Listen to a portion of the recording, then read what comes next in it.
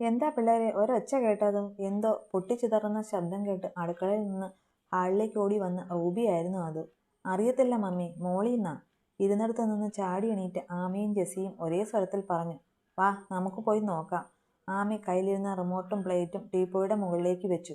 വേണ്ട, എപ്പോഴും ഇങ്ങനെ സ്റ്റെപ്പ് കയറിയിറങ്ങാൻ നിൽക്കണ്ട. ഞങ്ങൾ നോക്കിയിട്ട് വരാം. ഞാനും വരാം മമ്മി. റൂബി മുകളിലേക്ക് കയറാൻ തുടങ്ങിയപ്പോൾ ഉള്ളിലെന്തോ ഒരു ഭയം പോലെ തോന്നിയ ജെസ്സിയും അവർക്കൊപ്പം മുകളിലേക്കുള്ള പടവുകൾ കയറി. അത് നോക്കി ആമി അവിടെ തന്നെ നിന്നു. റൂബിയും ജെസ്സിയും മുകളിലേക്ക് കയറി വരുന്നത് കണ്ടതും ആ വരവ് പ്രതീക്ഷിച്ചു നിന്ന റീജോ വേഗം കോമൺ ബാൽക്കണിയിലേക്ക് ഇറങ്ങി ചുവരിൽ മറഞ്ഞു നിന്നു. ഇതാരാ ഈ വാതിൽ തുറന്നിട്ടെ? മുകളിലെത്തിയതും തുറന്നു കിടക്കുന്ന തങ്ങളുടെ മുറി കണ്ട് ജെസ്സി ആരോടൊന്നില്ലാതെ ചോദിച്ചുകൊണ്ട് അവിടേക്ക് നടന്നു. പിന്നാലെ തന്നെ റൂബിയും ഉണ്ടായിരുന്നു. അയ്യോ മമ്മി നോക്കിയേ! മുറിയിലേക്ക് കയറിയതും അതിനുള്ളിലെ കാഴ്ച കണ്ട് ജെസ്സി അന്താളിപ്പോടെ പറഞ്ഞു. റൂബിയും ആകെ അന്തം വിട്ട് തകർന്നു കിടക്കുന്ന ഗ്ലാസ് ഡോറിലേക്ക് തന്നെ നോക്കി നിൽക്കുകയായിരുന്നു. ഇതെങ്ങനെയാ പൊട്ടിയേ? ടെൻഷൻ നിറഞ്ഞ സ്വരത്തിൽ ജെസ്സി അത് ചോദിച്ചതും പിന്നിൽ നിന്ന് മുറിയുടെ വാതിലടഞ്ഞതും ഒരുമിച്ചായിരുന്നു. മമ്മി! അയ്യോ വാതിൽ! ഞൊടിയിടയിൽ ജെസ്സി ഓടിച്ചെന്ന് വാതിൽ വലിച്ചു തുറക്കാൻ ശ്രമിച്ചെങ്കിലും അതിനു മുന്നേ ആ വാതിൽ പുറത്തുനിന്ന് ലോക്കായി കഴിഞ്ഞിരുന്നു. മമ്മി, വാതിൽ! ആരോ വാതിൽ പൂട്ടിയതാ മമ്മി. ആരാ? പുറത്തുനിന്നാ ചോദിച്ചത്. വാതിൽ തുറക്ക്. അയ്യോ, എൻ്റെ കൊച്ചൊറ്റയ്ക്കാ താഴെ. മോളെ! ചുറ്റും നടക്കുന്നതെന്തെന്ന് പോലും അറിയാതെ ഭയം കൊണ്ട് ഉടൽ വിറയ്ക്കും പോലെ തോന്നിയ റൂബിയും ജെസ്സിയും കരച്ചിലോടെ പരസ്പരം ചേർത്ത് പിടിച്ചുകൊണ്ട് അടഞ്ഞ വാതിലിലേക്ക് തന്നെ നോക്കി നിന്നു. ഈ സമയം ലക്ഷ്യത്തിലേക്ക് അടുക്കാറായ താഴേക്കുള്ള പടവുകൾ ഇറങ്ങുകയായിരുന്നു.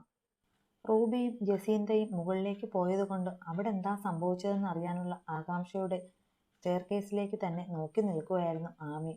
കാര്യമൊന്നും അറിഞ്ഞില്ലെങ്കിൽ പോലും അകാരണമായൊരു ഭയമോളിൽ പിടിമുറുക്കിയിരുന്നു. പലതവണ മുകളിലേക്ക് കയറിപ്പോയാലോ എന്ന ചിന്ത വന്നെങ്കിലും റൂബി വിലക്കിയിരുന്നത് കൊണ്ട് തന്നെ മനസ്സിൻ്റെ വീർപ്പുമുട്ടൽ സഹിച്ച് അവൾ അതേ നിൽപ്പ് തുടർന്നു. എൻ്റെ ദേവി, അരുതാത്തതെന്തോ സംഭവിക്കാൻ പോണ പോലെ എൻ്റെ നെഞ്ചിങ്ങനെ കിടന്ന് പിടയ്ക്കുന്നത് എന്താ? ഇച്ചായനൊന്ന് വേഗം! ആത്മകഥം പറഞ്ഞുകൊണ്ട് മുകളിലേക്ക് നോക്കി നിന്നിരുന്നവളുടെ നെഞ്ചിലൊരു വെള്ളിടി വെട്ടിയത് പെട്ടെന്നായിരുന്നു. തന്നിലേക്ക് തന്നെ ദൃഷ്ടിയൂന്നി സാവധാനം പടവുകളിറങ്ങി വരുന്നവനെ കാണെ അവൾക്ക് തൻ്റെ ഹൃദയം നിലച്ചതുപോലെ തോന്നി. റീജോ! സ്വയം അറിയാതെ അവളുടെ അധരങ്ങൾ വിറച്ചു. ആഹാ, മിടുക്കിയാണല്ലോ. അപ്പോൾ എന്നെ മറന്നിട്ടില്ല. എൻ്റെ ചേട്ടത്തിയല്ലയോ?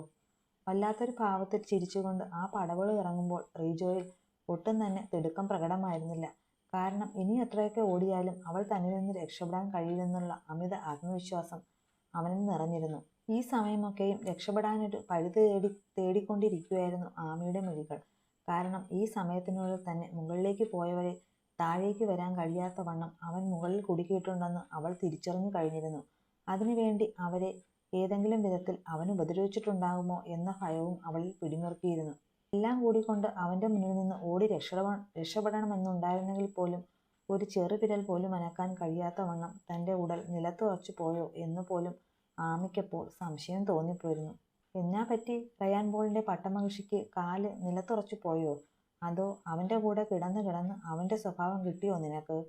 കയ്യെത്തും ദൂരത്ത് വന്നു നിന്നുകൊണ്ട് റീജോ ചോദിച്ചപ്പോഴാണ് പ്രജ്ഞയറ്റതുപോലെ നിന്നിരുന്ന ആമി സ്വബോധത്തിലേക്ക് വന്നത്. അവളൊരു പിടച്ചിലോടെ മുന്നിൽ ചിരിച്ചു നിൽക്കുന്നവനെ നോക്കി. ചേച്ചേ, ഇതിപ്പോ ഒരു ത്രില്ലില്ലല്ലോടി ആത്മിക മോളെ. ഞാൻ ഓർത്തു ഞാനിങ്ങനെ സ്ലോ മോഷനിൽ ഇറങ്ങി വരുമ്പോൾ നീ ഇവിടെ കിടന്ന് രക്ഷപ്പെടാൻ വേണ്ടി പരക്കം പായും, പിന്നെ നിന്നെ ഓടിച്ചിട്ട് പിടിക്കേണ്ടി വരുമെന്നൊക്കെ. ഇതിപ്പോ നീ ഒരുമാതിരി. ആ മൂടങ്ങ് പോയി. വാശി പിടിക്കുന്ന ഒരു കൊച്ചുകുട്ടിയെ പോലെ മുഖം ചുളിച്ചുകൊണ്ട് പറഞ്ഞിട്ട് റീജോ സോഫയിലേക്ക് ചെന്നിരുന്നു. അവൻ്റെ ഓരോ പ്രവൃത്തിയും നോക്കി നിൽക്കുമ്പോൾ ഭയത്തിനു മുകളിൽ ഇവൻ എന്താ ഇങ്ങനെയൊക്കെ പെരുമാറുന്നതെന്നൊരു സംശയവും കടന്നുകൂടിയിരുന്നു ആമിയിൽ അന്നേരം. എന്നതാടി? ഇച്ചായം പറഞ്ഞേക്കുന്നത് നിന്നെ ചേട്ടത്തിന്ന് വിളിക്കണമെന്നാ. പറയടി ചേട്ടത്തി, നീ എന്നാ ഇങ്ങനെ കണ്ണും വീഴ്ച നോക്കുന്നേ? എന്താ നിന്റെ ഉദ്ദേശം? അവൻ്റെ ചോദ്യവും ഭാവവും ഒക്കെ കണ്ടു ഭയം തോന്നുന്നുണ്ടായിരുന്നെങ്കിലും ആമി ചോദിച്ചു. നീ കൊള്ളാടി ചേട്ടത്തി. റയാൻ പോളിൻ്റെ കൂടെ കിടന്നതിൻ്റെ ഗുണമൊക്കെയുണ്ട്. പിന്നെ ഉദ്ദേശം അതിപ്പോൾ വേറൊന്നുമില്ലടി. എനിക്ക് കിട്ടാതെ നിന്നെ എൻ്റെ അച്ചായൻ ഇങ്ങനെ ജീവിതകാലം മൊത്തം വച്ചനുഭവിക്കുന്ന ഓർത്തപ്പോൾ എനിക്കങ്ങ് സഹിച്ചില്ല. ജയിലിൽ കിടക്കുമ്പോഴും എനിക്ക് ആകെ ഉണ്ടായിരുന്ന നഷ്ടബോധം നീയായിരുന്നു. ഞാൻ മോഹിച്ച നിന്നെ അവൻ മുതലാക്കിക്കൊണ്ടിരിക്കുകയാണല്ലോ എന്ന് ഓർത്തപ്പോൾ എനിക്കങ്ങ് ഭ്രാന്ത് പിടിച്ചു. അങ്ങനെയാ എനിക്ക് കിട്ടാത്ത നിന്നെ അവനും തിന്നണ്ടാന്ന് ഞാനങ്ങ് തീരുമാനിച്ചത്. അതിനാടി റീജോയുടെ ഈ രണ്ടാം വരവ്. മതിയടി മോളെ കളരിക്കലെ കൊച്ചമ്മയായിട്ട് നീ വിലസിയത്. ഇന്ന് കൊണ്ടെല്ലാം അവസാനിക്കുക. നാളെ ഈ നേരത്ത് നിന്നെ മണ്ണ് കപ്പിയിരിക്കുമെടി. ആ പിന്നെ നീ പേടിക്കണ്ട, കൂട്ടിന് നിന്റെ മറ്റവനില്ലേ, എൻ്റെ പുന്നാര ഇച്ചായൻ. ആ മോനും കാണും. ഭ്രാന്ത് പിടിച്ചതുപോലവൻ പുലമ്പുന്നത് കേട്ട് നിൽക്കുമ്പോൾ ആമയുടെ നട്ടെല്ലിലൂടെ ഒരു പെരുപ്പ് പാഞ്ഞുപോയി. അവളുടെ കൈകൾ തൻ്റെ വയറിൽ തെറിപ്പിടിച്ചു. ആഹാ, എൻ്റെ ഇച്ചായൻ്റെ വിത്തല്ലയോ നിന്റെ വയറ്റിൽ? എന്നാ ചെയ്യാനടാ മോനെ, നിന്റെ അമ്മയും അപ്പനെയും കൂടി പാപ്പനെ കൊണ്ട് ചെയ്യിക്കുന്നതല്ലയോ ഇതൊക്കെ? ആ എന്നൊക്കെ പറഞ്ഞാലും ഈ ഭൂമി കാണാതെ മണ്ണിലോട്ട് കെട്ടിയെടുക്കാനാ നിന്റെയും വിധി. വീർത്തുന്തിയ തൻ്റെ വയറ്റിലേക്ക് നോക്കിയിരുന്ന് ചിരിച്ചുകൊണ്ട് അവൻ പറയുന്നത് കേട്ടപ്പോൾ ആമയ്ക്ക് ഹൃദയം പിടയും പോലെ തോന്നി. റയാനൊന്നും വന്നിരുന്നെങ്കിലെന്ന് അവൾ ആത്മാർത്ഥമായി ആഗ്രഹിച്ചു പോയിരുന്നു ആ നിമിഷം. ഈ സമയം മുകളിലെ മുറിക്കുള്ളിൽ ആകപ്പാടെ പരവേശപ്പെട്ട് പുറത്തെന്താണ് നടക്കുന്നതെന്നറിയാതെ നിൽക്കുകയായിരുന്നു ജെസ്സിയും റൂബിയും. വാതിൽ ഇടതടവില്ലാതെ കൊട്ടിമടുത്ത് നിസ്സഹായതയോടെ നിന്ന് കണ്ണുനീരൊഴുക്കുകയായിരുന്നു ഇരുവരും. മോളെ, ഫോണെടുത്ത് ആരേലും ഒന്ന് വിളിക്കുന്നേ, അല്ലാതെ ഈ മുറിക്കകത്ത് കിടന്ന് നമ്മൾ എത്ര വിളിച്ചു കൂവിയാലും ആരും കേൾക്കത്തില്ല. പെട്ടെന്ന് ഓർത്തതുപോലെ റൂബി പറഞ്ഞത് ജെസ്സിയും പ്രതീക്ഷയോടെ പാനിൻ്റെ പോക്കറ്റിൽ തപ്പി. പക്ഷേ നിരാശയായിരുന്നു ഫലം. എന്നതാ മോളെ? മമ്മി ഫോൺ താഴെ ഇരിക്കുക. അവൾ നിസ്സഹായതയുടെ അങ്ങേയറ്റം നിന്നുകൊണ്ട് കണ്ണുനീരോടെ പറഞ്ഞു. ഓ എൻ്റെ കർത്താവേ, എൻ്റെ കൊച്ചുങ്ങൾ, അതുങ്ങളെ കാത്തോണേ. എനിക്ക് പേടിയാവും മമ്മി. ആരായിരിക്കും അകത്ത് കയറിയത്? എനിക്കൊന്നും അറിയാൻ മേല കുഞ്ഞെ. പിള്ളേര് പുറത്താ. എൻ്റെ നെഞ്ച് പിടയ്ക്കുന്നത് അത് ഓർത്താ. എൻ്റെ കർത്താവേ, ഇച്ചായന് പിള്ളേരെ ആരെങ്കിലും ഒന്ന് വന്നിരുന്നെങ്കിൽ. റൂബി കൈകൂപ്പി പ്രാർത്ഥിച്ചു. ജെസ്സിക്കും എന്തു ചെയ്യണമെന്ന് അറിയുന്നതിനെക്കുറിച്ചൊരു ധാരണയും ഉണ്ടായിരുന്നില്ല. റീജോ പ്ലീസ്, എന്നെ ഒന്നും ചെയ്യരുത് പ്ലീസ്. റീജോ ഇരുന്നിടത്ത് നിന്ന് എണീറ്റ് തൻ്റെ അരിയിലേക്ക് ചുവട് വയ്ക്കുന്നത് കണ്ടതും ആമി ഭയത്തോടെ പിറകിലേക്ക് നടന്നു. ഒപ്പം രക്ഷപ്പെടാനത് കച്ചിത്തുരുമ്പെങ്കിലും തേടി അവളുടെ മിഴികൾ ചുറ്റുപാടും പാഞ്ഞു നടന്നു. ഇല്ലടി, ഇനി നിന്നെ ഞാൻ വെറുതെ വിടില്ല. എൻ്റെ നാശം തുടങ്ങിയത് നിന്നിൽ നിന്നാ. നീ കാരണമാ എനിക്കെല്ലാം നഷ്ടപ്പെട്ടത്. എൻ്റെ കുടുംബം പോലും എനിക്കില്ലാതായി. ഞാൻ ജയിലിലായി. നിനക്കറിയോ, കോടതിയിൽ ഹാജരാക്കിയപ്പോൾ ആ ആൾക്കൂട്ടത്തിനിടയിലെല്ലാം ഞാൻ തിരഞ്ഞു. എൻ്റെ ഡാഡിയോ ഇച്ചായമാരോ ആരേലും എനിക്ക് വേണ്ടി വരുമെന്ന്, അല്ലെങ്കിൽ കേസ് വാദിക്കാൻ ഒരു വക്കീലിനെയെങ്കിലും ഏർപ്പാടാക്കുമെന്ന്. പക്ഷേ എൻ്റെ പ്രതീക്ഷകളെല്ലാം തെറ്റിച്ചുകൊണ്ട് അതൊന്നും ഉണ്ടായില്ല. എല്ലാം നീ കാരണമാ. ഇന്നലെ കണ്ട നിനക്ക് വേണ്ടിയാ അവരൊക്കെ എന്നെ തഴഞ്ഞു കളഞ്ഞത്. അതുകൊണ്ട് നീ ഇനി ഈ ഭൂമിക്ക് മുകളിൽ വേണ്ടടി. റീജോ, നീ വെറുതെ ഭ്രാന്ത് കാണിക്കരുത്. നീ ജയിലിലായത് കാരണം നീ തന്നെയാ. നീ ചെയ്തു കൂട്ടിയതിൻ്റെ ഫലമായിട്ടാ വീട്ടുകാരൻ നിന്നെ തള്ളിക്കളഞ്ഞത്. അതിൻ്റെ പേരിൽ നീ എന്നെ ഉപദ്രവിച്ചിട്ടൊരു കാര്യവുമില്ല. നിർത്തടി നിന്റെ ഗുണവധികാരം. റീജോ, ഇതൊന്നും തുടങ്ങിയത് ഇന്നലെയുമൊന്നും അല്ലടി. എന്നിട്ടിപ്പോൾ പിടി വീഴാൻ ഒരു കാരണമേ ഉള്ളൂ. റയാൻ പോൾ കളത്തിലിറങ്ങിയത്. അതിന് കാരണമാരാടി? നീയല്ലേ. നിനക്ക് ഭ്രാന്ത് പിടിച്ചേക്കുവാ റീജോ. നിന്റെ ഇച്ചായൻ ഇറങ്ങിയെങ്കിൽ അതിനും കാരണം നീയാ. ആ മനുഷ്യൻ്റെ കുഞ്ഞിനെയും വയറ്റിലിട്ടുകൊണ്ട് നടക്കുന്ന പെണ്ണായിട്ട് പോലും എന്നെ നീയും നിന്റെ ആൾക്കാരും കൂടെ ഒരുങ്ങിയപ്പോൾ പിന്നെ അങ്ങേരെന്തോ ചെയ്യണമായിരുന്നു? സ്വന്തം ഭാര്യയും നിന്റെ കൂട്ടുകാരെയും പോലുള്ള മക്കൾക്ക് ഇട്ടുകൊടുത്തിട്ട് കൈയും കെട്ടിയിരിക്കണമായിരുന്നോ? അതിനങ്ങേര് വേറെ ജനിക്കണം. അത് റയാൻ പോളാ. നിന്നെപ്പോലെ ആണും പെണ്ണും കെട്ടവനല്ല അത്. നല്ല ആണത്തമുള്ള ആണാ.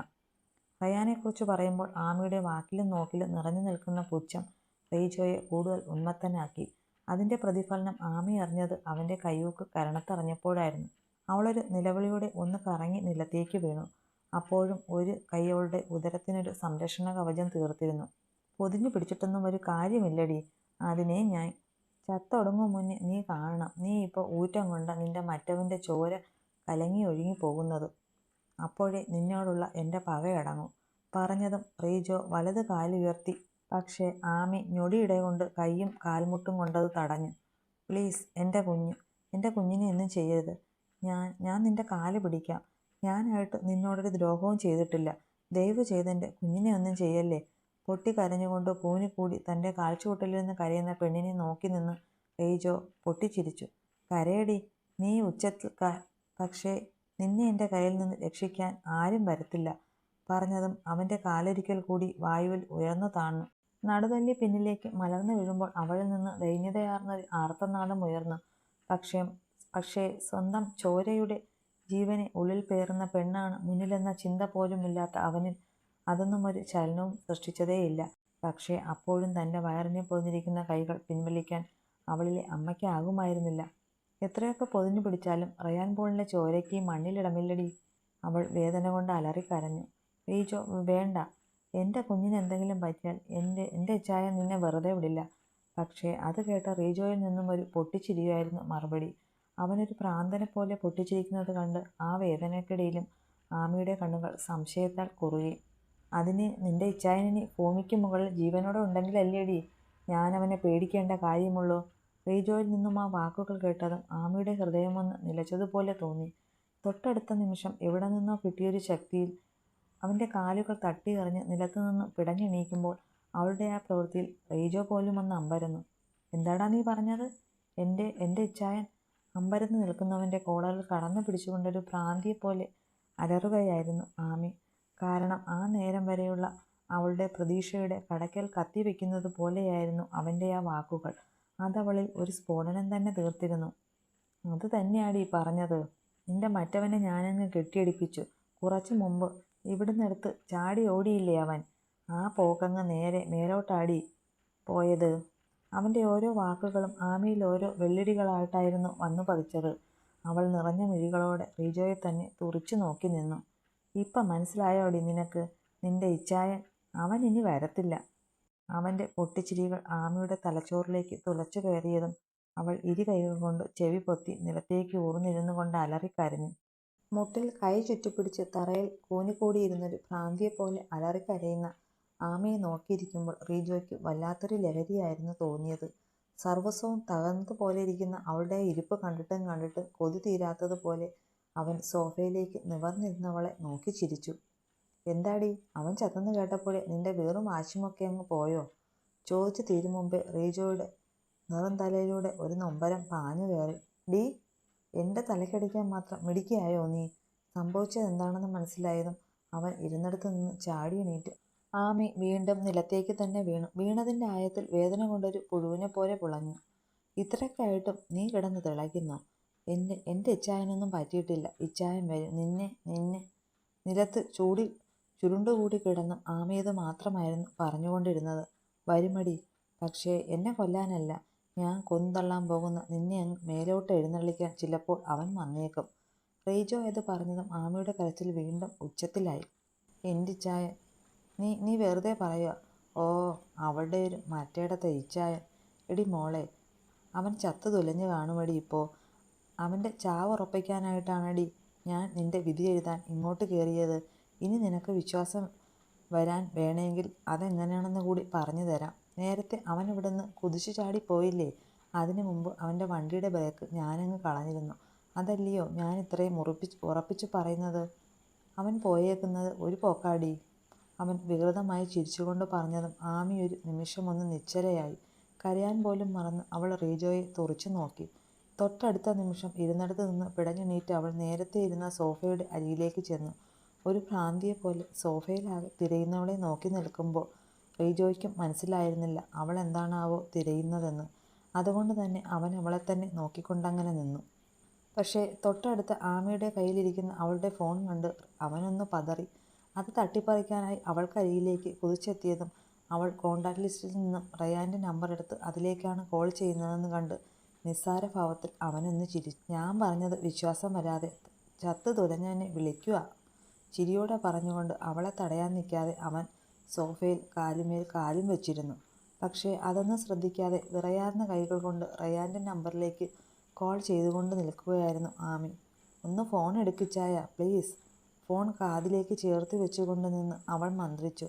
റിങ് ചെയ്ത് അവസാനിക്കാറായിട്ട് മറുവശത്ത് നിന്ന് ആരും ഫോൺ എടുക്കില്ലെന്ന് കണ്ടതും അവളുടെ ഹൃദയം തീവ്രമായി ഇടിച്ചുകൊണ്ടേയിരുന്നു. പതിയെ പ്രതീക്ഷകളെല്ലാം അസ്തമിച്ചതുപോലെ ഒരു പൊട്ടിക്കരച്ചിലോടെ ഫോൺ കാതിൽ നിന്നും എടുക്കാനൊരുങ്ങുമ്പോഴായിരുന്നു അങ്ങേ തിരക്കിൽ കോൾ അറ്റൻഡ് ചെയ്യപ്പെട്ടത്. ഹലോ ആമി. സാധാരണ പോലെയുള്ള റയാൻ്റെ സ്വരം കാതിൽ വന്നലച്ചതും ജീവൻ തിരികെ കിട്ടിയ പോലെ ആമിയുടെ ഹൃദയമൊന്ന് പിടിഞ്ഞു. അതുവരെ കണ്ണുനീരിൻ്റെ നനവ് പടർന്നിരുന്ന അവളുടെ മുഖം പൂനിലാ ഉദിച്ചതുപോലെ പ്രകാശിച്ചു. എന്നേക്കുമായി നഷ്ടമായതെന്തോ തിരികെ കിട്ടിയതുപോലെ കണ്ണുനീരിടയിലും അവൾ ഭ്രാന്തമായി പുഞ്ചിരിച്ചു. അതുവരെ അവളുടെ മുഖത്തേക്ക് നോക്കി ചിരിയോടെ ഇരുന്നിരുന്ന റീജോയ്ക്ക് പെടുന്നനെയുണ്ടായ അവളിലെ ആ മാറ്റം കണ്ടതും അപായ സൂചന കിട്ടിയിരുന്നു. അവനൊരു കുതിപ്പിന് ചാടി എണീറ്റ് ആമിക്കരികിലേക്ക് എത്തി ഫോൺ പിടിച്ചിരുന്ന അവളുടെ കയ്യിൽ പിടിമുറുക്കി. ഇച്ചായ. സങ്കടമോ സന്തോഷമോ ഒക്കെ കൂടിച്ചേർന്ന സ്വരത്തിൽ അവൾ വിളിച്ചു. പക്ഷേ ആമി കരയുകയാണെന്ന് മനസ്സിലായതും റയാൻ്റെ ഉള്ളൊന്ന് പിടഞ്ഞു. ആമി, എന്താടാ, നീ എന്തിനാ കരയുന്നേ? വെപ്രാളത്തോടെ അവൻ ചോദിച്ചെങ്കിലും ആമിക്ക് പകരമത് കേട്ടത് അവളിൽ നിന്നും ഒരു ഞൊടി കൊണ്ട് ഫോൺ കൈക്കലാക്കിയ റീജോയായിരുന്നു. ആമി, എന്തു പറ്റി? റയാൻ്റെ ചോദ്യം കർണപടത്തിലേക്ക് ഇരച്ചു കയറിയതും റീജോ നിരാശയോടെ കലിയോടെ കണ്ണുകൾ ഇറക്കിയടച്ചു. ഇച്ചായ, റീജോ. ഫോൺ അവൻ്റെ കയ്യിലായതും കാര്യം അവനെ അറിയിക്കാനായി ആമി വിളിച്ചു പറഞ്ഞതും ആ വാചകം മുഴുവനാക്കാൻ കഴിയും മുമ്പ് റീജോയുടെ അടിയേറ്റ് അവൾ സോഫയിലേക്ക് വീണിരുന്നു. ആമി! ഫോണിലൂടെ അത് കേട്ട റയാൻ ഒരു നിലവിളി പോലെ വിളിച്ചു. തൊട്ടടുത്ത നിമിഷം റീജോയെ ഫോൺ കട്ട് ചെയ്ത് നിലത്തേക്കെറിഞ്ഞു പൊട്ടിച്ചു. അവൻ്റെ എയറിൻ്റെ ശക്തിയിൽ ഛിന്നഭിന്നമായി പോയ ആ ഫോണിലേക്ക് നോക്കി ആമി നിസ്സഹായതയോടെ പൊട്ടിക്കരഞ്ഞു.